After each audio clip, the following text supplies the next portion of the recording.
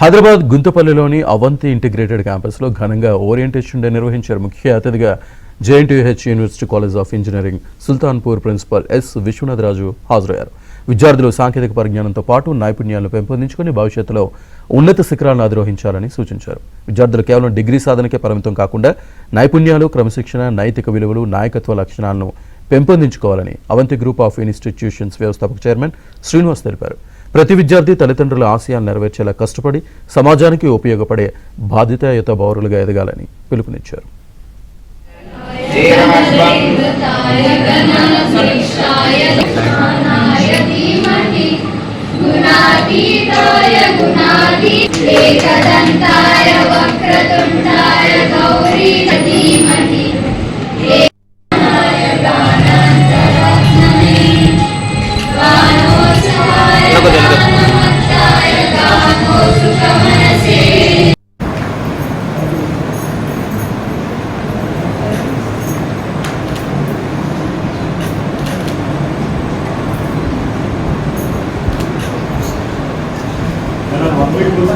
to public use.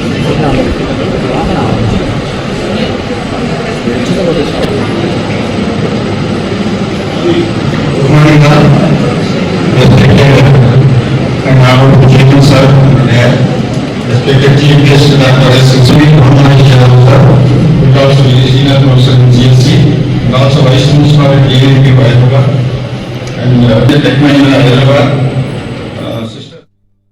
ఈ Avanthi group of college అప్పుడు ఒక రాష్ట్రంలో ఇప్పుడు 2 రాష్ట్రాల్లో సుమారు 20 కాలేజీలు పాలిటెక్నిక్ కానీ ఇంజనీరింగ్ కానీ ఫార్మసీ డిగ్రీ పీజీ ఇవన్నీ కూడా మరి ఒక 9 మంది స్టూడెంట్స్ తోటి హైదరాబాద్లో స్టార్ట్ చేయడం జరిగింది.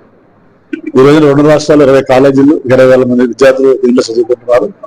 కొన్ని లక్షలాది మంది విద్యార్థులు ఈ 35 సంవత్సరాల్లో చదువుకునే దేశ విదేశాల్లో స్థిరపడటం చాలా సంతోషించే విషయం. మరి మన రాష్ట్రంలో కానీ దేశంలో కానీ ఎన్ని కాలేజీలు ఉన్నా అవంతి కాలేజ్ యొక్క ప్రత్యేకత ఏంటంటే ముఖ్యంగా విద్యార్థులకి క్రమశిక్షణ, వాళ్ళకి ఒక క్వాలిటీ ఎడ్యుకేషన్ ఇవ్వటం, అలాగే చదువుతో పాటు విద్యతో పాటు వాళ్ళకి ఉపాధి కల్పించే ప్లేస్మెంట్స్ కూడా ఇప్పించడం అవంతి కాలేజ్ ప్రత్యేకత.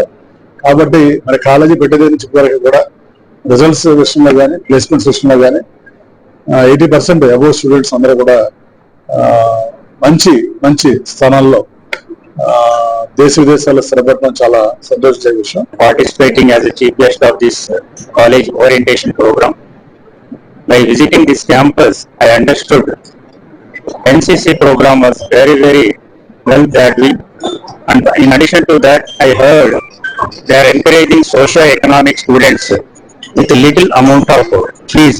That is what very important in the present generation. And the last point is, so I observed in this campus, so environment, ambience and maintenance is very good for the student learning,